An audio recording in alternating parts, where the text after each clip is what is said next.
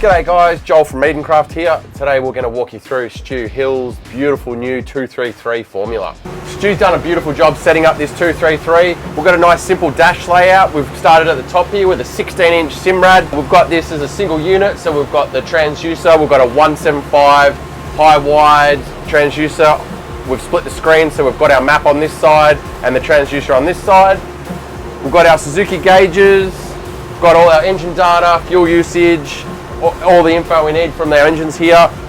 Fusion stereo, we've got our Savwinch, we've got a set of Seastar trim tabs right here. We've got this dial which is really easy to use, and we can see the lights, makes it easy to know where the trim tabs are set and where we're running. We've got these nice fly-by-wire throttle. We've got the twin levers, or we can run it as single lever.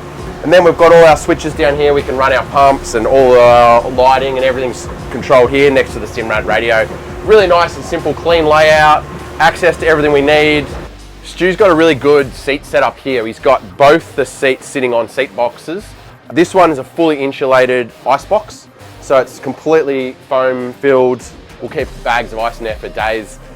Just a simple drain bung out the back there, and we've got cushions that aren't on there, so it acts as a rear lounge. This side's the same shape, but this one's set up as storage at the back section for more ice, drinks, anything you need. But the front is dry storage, so there's actually a partition inside there.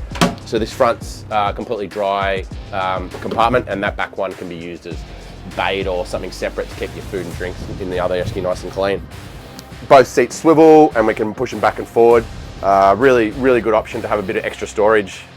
Stu lives down in Tasmania, and one of the main reasons he built this boat is for his cray diving.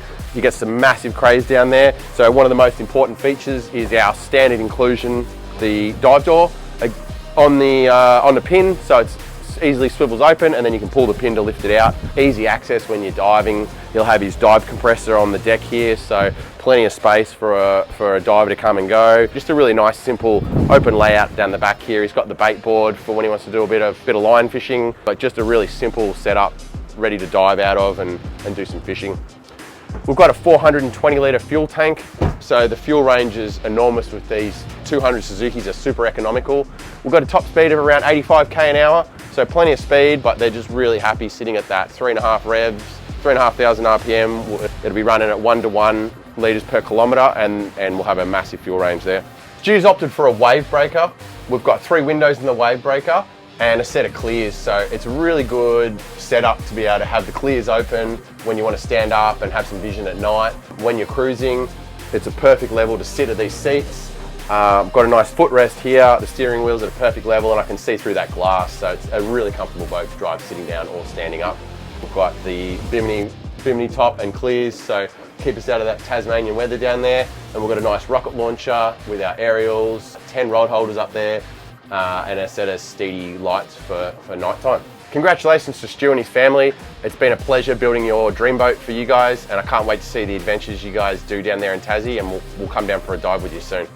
I'm really looking forward to getting it back this weekend and getting the kids out for an overnighter and a bit of fishing and diving.